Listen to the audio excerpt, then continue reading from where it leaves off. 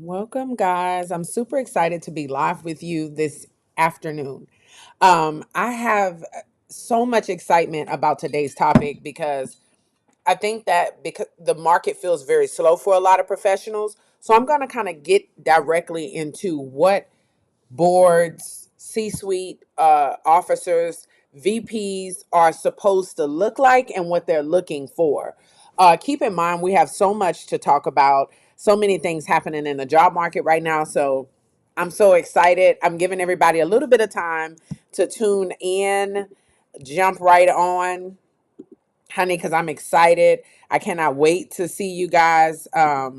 Sorry, my view is like thrown off really bad. Okay, welcome. Like I said, I have a lot to cover. Okay, welcome. Like I said, I have a lot to cover today. I want to make sure everybody has their questions answered. I'm also super duper excited.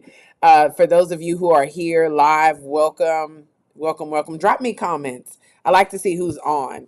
I just want to give everybody a few seconds to jump on. So if you can, everybody say hello, hello. I'm going to add the comments in as I get them. And so I am ready to begin if you are ready to begin. Okay. I have so much to cover. I'm super duper excited. Let me see. Okay. Welcome. So, we're going to be talking about risk. We're going to be talking about what exactly the job market is focused on. What does an ideal executive leader look like today? A lot of the time, when I'm working with professionals, what I have a tendency to notice is that many of you will speak to the person interviewing you or look at your resume as if these people pulling your resume know exactly what you're talking about. They have more experience than you or they understand, and they don't. So my services are geared towards leadership, executive, C-suite boardroom members. And at that level, you're an expert, you're an educator, you're coming in to let people know, hey, this is who I am to an organization. This is how I deliver to an organization. This is what I do. And so you cannot assume that someone just has the same understanding of everything that you have. I think that's the biggest disconnect for professionals. I'm also going, like I said, I'm going to be looking at the comments throughout the live. I'm just giving everybody, hello, Beatrice. I'm just giving everybody a second to jump in. Beatrice is on. She says hello. Hello, Beatrice. It's really good to see you. I'm really excited about today's topic. I'm going to be live again tomorrow with this topic. Oh, my earring came out. I'm going to be live tomorrow with this topic, so make sure you stay tuned or subscribe, follow, whatever you need to do. My link should be in the description if you want to book on my calendar and ask me any questions. So I'm going to go ahead and jump right into it. Are you guys situated? You comfortable? You should have things to make notes with. So we are about to begin. All right, party people. My face is going to get a little bit smaller in the place because you're not here to look at my beautiful face, right? All right. Welcome. This is what I want to start calling my boardroom briefing. I'm speaking to those of you who are pursuing board positions, who are on boards, C suite members, VPs, SVPs, senior directors, the executive suite, the senior leaders, executives, the decision makers. Right now, the market requires you to be specific. I notice when a lot of professionals book diagnostic calls, they have a tendency to speak without context, and they have a tendency to speak as if I already know what they're talking about. And here's the catch. Most people don't know what you're talking about. So to assume that someone just automatically knows what you're talking about, that's going to create a huge disconnect between yourself, the person interviewing, and your possible employer. Okay, so we're going to get into this.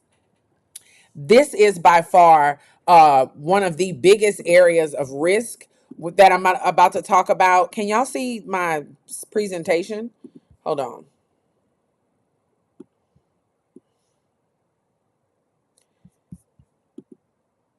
Okay. Oh, okay. Ooh, had me worried. Okay. So what I'm about to get into, this is one of the highest areas of focus for a lot of executives, A lot of C-suite members, board members, a lot of people who are these decision makers. When you get into the interview and you say, well, Daniela, where's the money? Where's everybody focused? What does everybody want to talk about? Where you go wrong is just being generic when you say, oh, I manage risk. I do risk planning. What does that mean? Okay. These, they have no clue what you mean. They have no clue what you're referencing. They have no clue as into risk can be a lot of cybersecurity risk, financial risk, portfolio risk, expansion risk, growth risk, retention risk. That is a very complex subject. And so thinking that you're just going to throw buzzwords in is where you fail. Also, a lot of recruiters are using systems where they are looking for context. And so I want to preface this and start off by saying this. I'm in no way telling you to just throw in some of these buzzwords. What I'm asking you to do is provide context to what I'm about to talk about with you today. This is your boardroom briefing. I'm your host, Daniela. Today is September 25th, 2025. It is a lovely Thursday, right? All is well in your world, all is well as in my world. And so we're about to jump into this. This is a $320 billion risk that all organizations, whether you are tech, health, medical, health tech, energy, no matter what industry you're in, Fortune 500, 100 companies, these are the risks that they're facing right now that I'm about to go into. And this is where a lot of people are putting money into hiring professionals who can speak into these risks. Okay. So I'm going to go ahead and begin. If I can get my face out. Okay. Definition: geopolitical risk. I want you to make a note. Do not put geopolitical risk in your resume because we're going to get into this. I'm steering you in the direction. Geopolitical risk is one of the biggest areas of concerns for organizations. This means that this is the impact of political instability, ripping out DEI in the US, when a lot of global competitors are actually adding more letters to DEI. In Europe, it's DEIAB, accessibility and belonging. These companies are adding more letters and more emphasis on this, while the US is saying we're going to scale back and strip it out of our programs altogether. And so that causes political instability. When we have presidents, when we see what's happening in France, Nepal, all of these things are what we call political instability. And if you work at Amazon and you have quarters or regions or employees there, these are some of the risks that is now impacting the business as a whole, especially if that country makes up a huge percent of your sales. China and Europe make up a huge percent of most global brands. Okay. I say this with the most love and respect. The US is not the biggest and brightest star on the planet. There are a lot of countries, Canada and Europe, in Asia, where these countries are booming and they create a significant share in the market. And some of our biggest competitors are coming from these countries. And so political instability means just that. You see what's happening here, regulatory shifts. You know, when we have a Democratic leader in, we'll notice that this person is easy on the environment. So not too many pipeline projects or coal projects or switching to gas projects or fracking. You're going to hear pulling back on that. And then when we see someone like President Trump, political shifts to more conservative Republican, they're about the money. Some Republicans even think that global warming is fake. And so that's what that regulatory shift means. Now we're focused on this. Some people are focused on deforestation, decarbonization. All of these things are regulatory shifting, right? Global conflicts. Like I said, when we see what's happening in France, Nepal, when we see war in Ukraine and Russia, these things directly impact companies' bottom lines, and it changes business. Global conflicts and power dynamics on supply chain. So if you normally take a route from Galveston here in Texas all the way through the Gulf of Mexico towards Australia, and now you can't take that route anymore. Now you have to find a way to move those containers all the way to California and take it through this huge body of water to head towards Russia, Asia, and all of these other countries. Do you know how much more that's going to cost you to reroute? Or run it through South America, or run it through Central America and try to reroute in Panama. that's going to cost you a lot of money. And so supply chain, they're looking at very expensive, almost impossible reroutes, right? And corporate strategy. And so all of these things fall under geopolitical risk. What is happening on the world stage, not just in the US. And this is what all companies are focused on. This is a $320 billion risk on a global scale for US based companies. So I hope I have your attention because that's pretty important. Okay, let me move my little face, honey, because my face is in the way. Okay, boom. Why it matters for executives, for those of you here, boards demand resilience planning before approving growth. So if you're telling me I'm looking for a $300,000 salary, I have a young lady, she's in the process of negotiating 675 as her base, and then we're going to go back into negotiations for her bonus setup and her compensation package. Listen, in order for us to get to that point, she had a clear snapshot on her resilience planning that we built out for her. She had a clear snapshot on exactly what she's going to do. The economy right now is a little bit rough. We're dealing with economic volatility, right? And what that means is people not just spending money. Usually, when the market is booming, you see companies bleeding money, spending, buying businesses, expanding, creating more branches, more territories. Right now, in this economic cycle, we are in a contraction phase. So a lot of people are holding money. A lot of people are looking at lean team structures. A lot of people are scared to spend. This is where billionaires and millionaires are made. And so the board wants to be very strategic before they respond to something. Do we have resilience planning before approving growth? And so my question to you as an executive listening to me is, how do you approach strategy? It can't be, I saved $500,000. I drove revenue by 10%. That has nothing to do with this. Hey, due to the demand shift or supply chain reroutes, I created a resilience strategy that focused on X, Y, and Z, right? Then I went to the board, or then I went to the C-suite to ensure that we were all on the same page to understand that this is going to initiate growth. And so before I roll out anything, I'm getting my stakeholders on board and I'm educating them on the risk that we face on a global platform. Are y'all with me? That's what that sounds like. Investors scrutinize companies for exposure to terrorist wars or sanctions. If you're looking for a company to invest in, and I say, oh, we just got funded Series B, I want you to buy stock in my company, and you're thinking like, wow, this is probably going to be the next big thing. Where are you manufacturing this amazing technology? Where's your data center? In Russia. You getting ready to put your checkbook right back in your purse? Are you getting ready to say, girl, get out of my face? Because you already know that I'm in a war zone. If I say I'm in Ukraine, if I say I'm in Tel Aviv, anywhere in that area, that's now under scrutiny. And so how do you reestablish investor trust? What kind of strategy are you bringing to the table to ensure that investors are educated, aware, that they are being communicated to with clear transparency, and that you're showing a sense of awareness? What kind of strategy have you had to put in place due to global events, right? Talent, supply chains, and market access can evaporate overnight.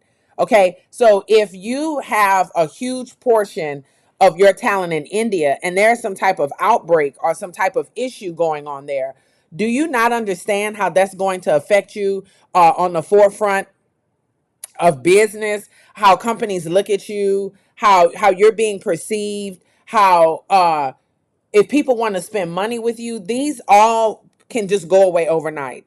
DEI was at Target, not bothering nobody.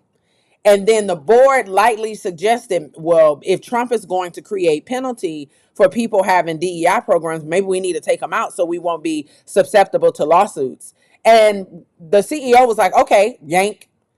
He had no resilience planning. He had no risk assessment. He didn't look at this on a global perspective. He didn't look at this on how other competitors can now topple them and take over. He just did it. And now guess what? He's being pulled out of the face of being the CEO, and they're going to find another person, and they're putting him in the board. And so some people say, well, he's still on the board, right? But he's not the face of the company anymore, and he's probably not going to get that significant bonus that most CEOs get, right? Talent is changing overnight.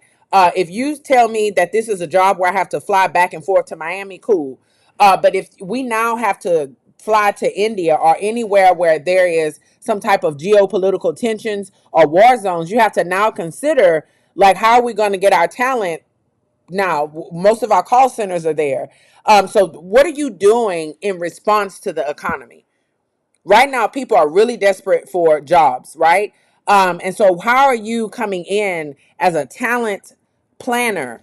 How are you assessing what needs to be, who needs to be hired, and how are you determining this when anybody can make a resume these days with Chat GPT? What context are you looking for? These are the things that we are looking at right now. And so let me say this. Does this mean you need to go gut your resume? No. I need you to really think about your skill set, your strategy, who you are as a leader, how much of this is an alignment of what the area of focus is. That's what I want you to focus on today, if that makes any sense. Here's some case studies. And for those of you who are new to case studies, let me say this. As an executive, before you implement anything, it can't be a feeling or, you know what I think we should do? And that's how it almost sounds when some professionals talk to me.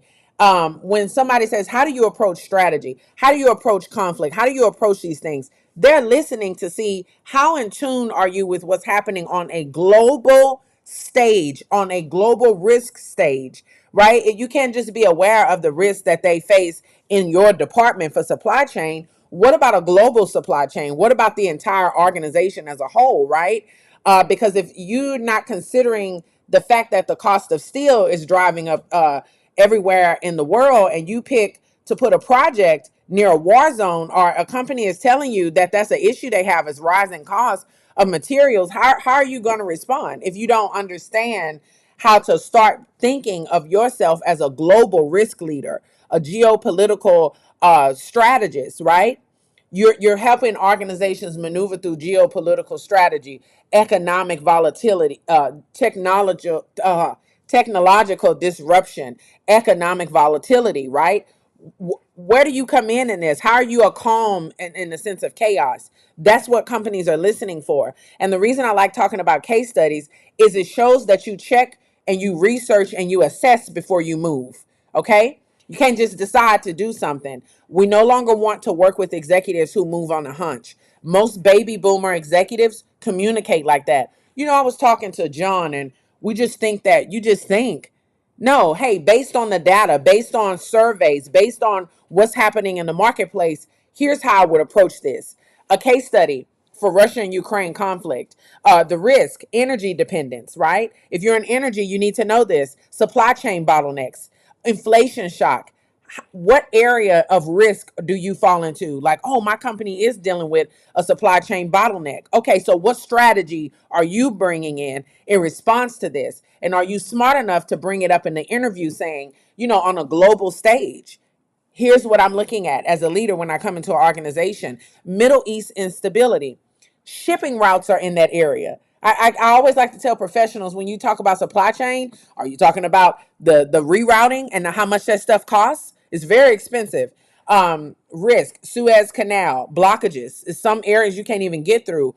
Oil volatility. If you like me in the oil and gas industry, you have your eyes on this. Logistics delays, right?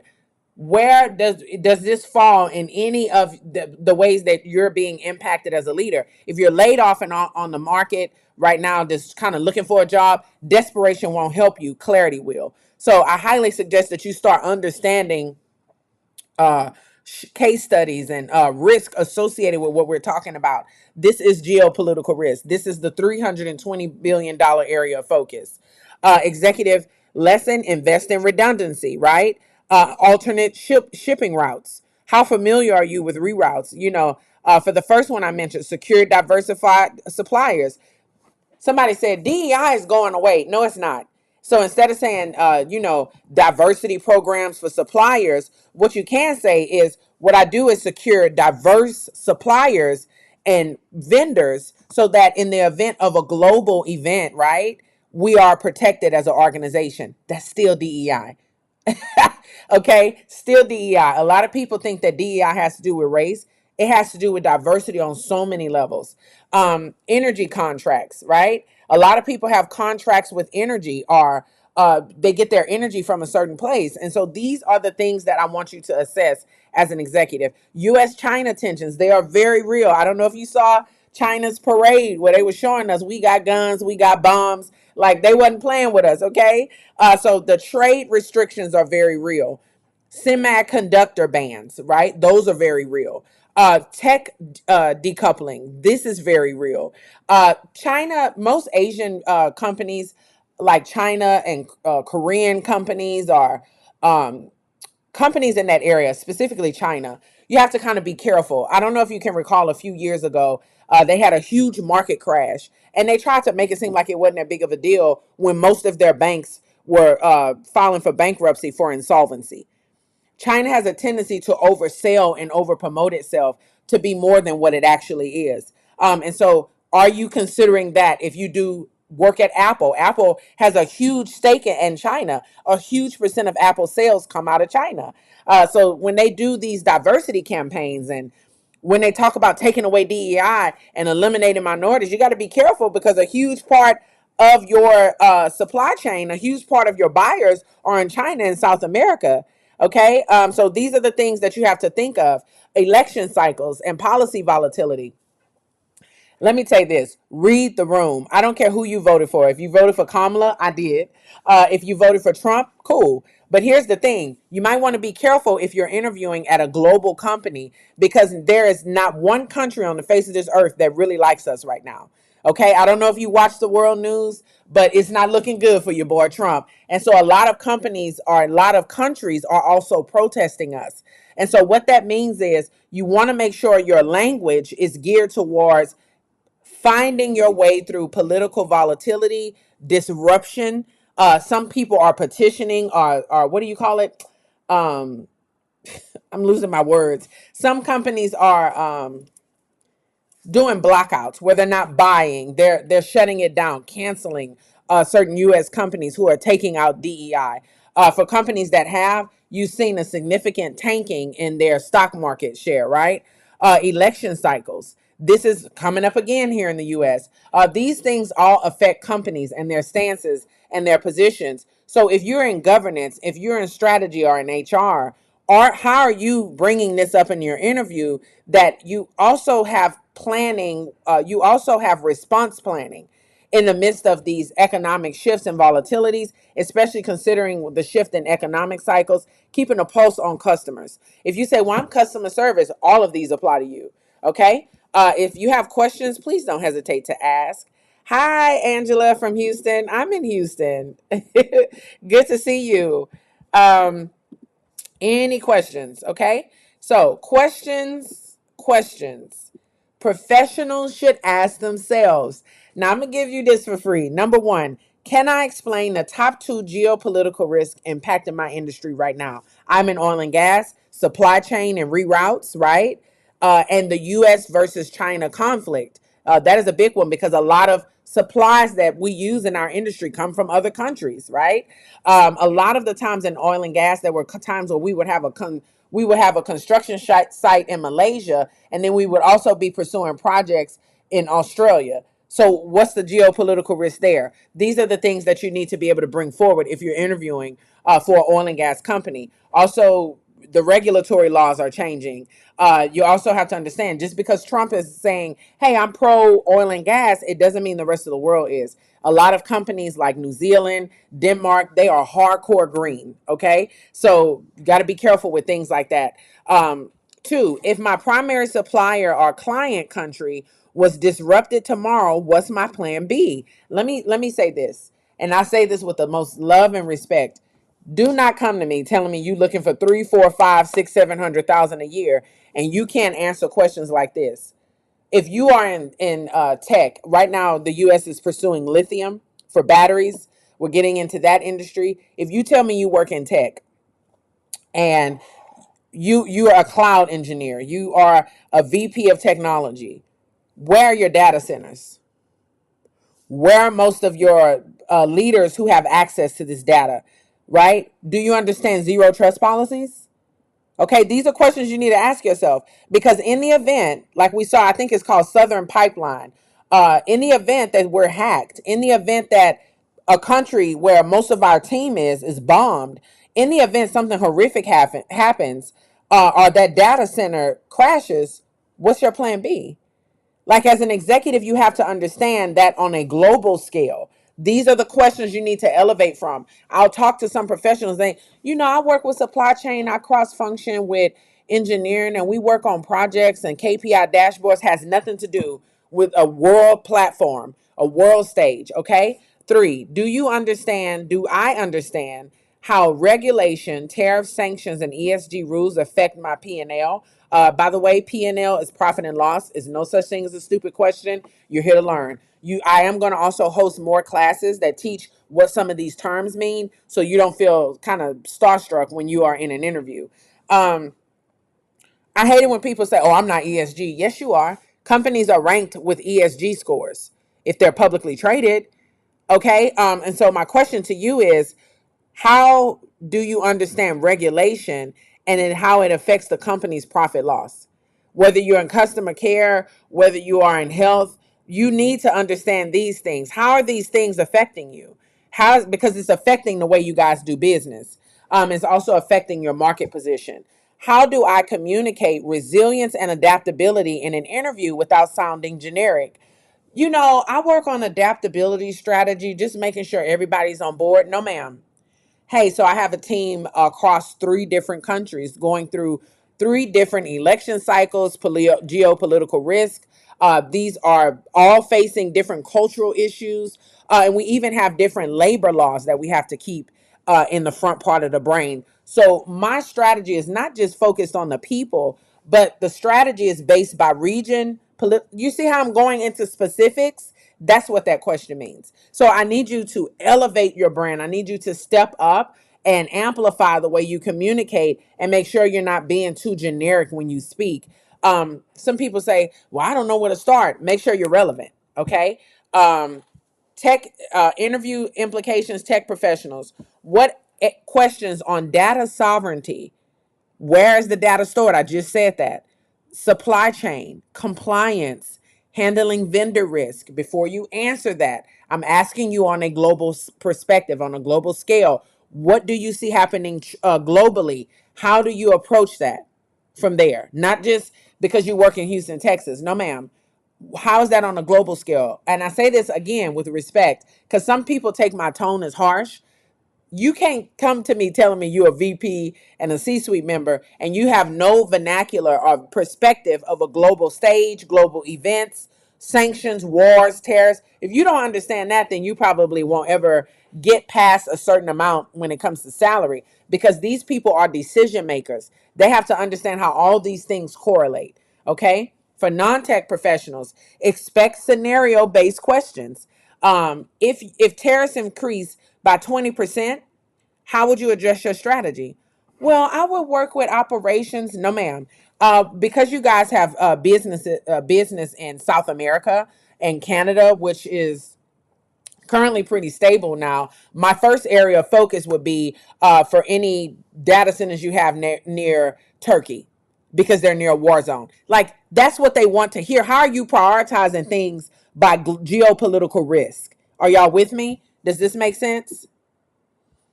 Let me know in the comments. Okay. Why the market feels slow. I'm going to kind of take my time through this one. Firms pause hiring and growth until they know how risk will land. So if you sound like you don't know what's getting ready to happen, they won't pick you. But if you sound like you know how to make decisions in the midst of waiting for the outcome, because remember, a risk is something that could possibly happen. An issue means the risk became real. Okay, a lot of people don't know that. So you might want to pull that into the way of you communicate. Okay. And so if you are noticing that nobody's hiring, nobody's talking to you, the question is, are you showing or exercising some type of ability to work through risks that are active, that are about to be an issue, and how do you work through issues, right? Board shifts from expansion to fortress mode, right? This is why you see a lot of people getting kicked out and it's only the top four or something like that. Cash conservation, resilience testing. Okay. These are the things that you need to be talking about. This is where everybody is focused. people, I always like to say this is not a bad economy. The market is not necessarily slow. It's very niche specific. And so what that means is you will never have another opportunity right now to pivot up the pay scale than you will right now. Because for professionals who can speak into what I'm talking about, when people come to work with me, I build your brand around this so that you can go above the cream and say, hey, y'all may not be getting feedback, but I know how to massage my connections. I know how to engage with recruiters to get something moving. Because people are looking for people who are at calm or have a sense of ease to maneuver through some of these issues. Professionals interpret this as stagnation when it's actually defensive repositioning. Just like I said, it's not that they're not hiring nobody. They're only hiring people who understand how to communicate and lead through chaos. Does that make sense? So, getting to the point really quickly and really sweetly, plain terms, geopolitical risk equals anything outside of the US, outside chaos that hits your business. Okay. For me personally, somebody say, well, what are some of the geopolitical risks and opportunities that you deal with? For me personally, I have had a lot of success with getting women of color over 250 in Europe. Okay. I've had a lot of success with getting women of color into these roles that we have never heard the terms before, because companies are coining new terms. Okay. And so those are market opportunities that I'm exploiting. Geopolitical risk is the fact that in the US, it does feel a little bit risky when companies are too diverse because they don't want to get accused of being DEI. Okay. You don't control it, but you must show you can survive it. That is what a company is looking for. Leaders get promoted when they are seen as stabilizers in uncertainty. And so, like I said, if you are able to show that you lead with a sense of calm, you understand the national or global stage, you understand how to lead through these things, you're probably going to see a sweeter end of the deal. So I am your lovely guest, Daniela, and that's pretty much all I have for you guys today. If you have any questions for me, I'm making my face bigger. If you have any questions for me, please let me know in the comments. If you would like to work with me, yes, defensive reposition. I'm going to get to the comments in a minute. If you would like to work with me, please book a diagnostic call. I now run diagnostic calls. If you have a really big interview coming up, I also have an interview prep for those. Diagnostic calls is to basically get you on board with Daniela. You talked about geopolitical risk. I need to know if my brand is touching it or I'm way left field. Also, if you want to actually work with me, right now, fall marks the time of the year where we see another hiring spree kick up, but mostly for leaders. And so this is the best time of the year to make an investment to join one of my programs and get a quicker turnover, because this is the time of the year where companies are preparing for Q1, quarter one, which is going to be January 2026. I hope this was helpful. I'm looking at the comments. Beatrice says, yep. Dr. Angela Petit, I hope I'm saying your name right. Dr. Angela says, wow, defensive repositioning. Yeah, that is the name of the game. And that is, you got to get on board, on brand. The resume cannot read anymore. And so I have clients who have worked with me for years who come back because they're like, Daniela, the repositioning needs to change. And it's like, okay, yeah, we do. So, like I said, if you guys are looking for anything, inbox me, email me, support@slaypedia.com, or inbox me. And I think everything is in my description below. So I do look forward to hearing from you. If you guys don't have any questions, Um, if you guys don't have any questions, please make sure to follow and subscribe and share this content with someone, because I'm going to leave it up for a few days and I'll be live with it again tomorrow. So if you'd like to re-register to make sure you don't miss out, please do so. Thank y'all so much for joining. I look forward to engaging with you in the comments. Until next time.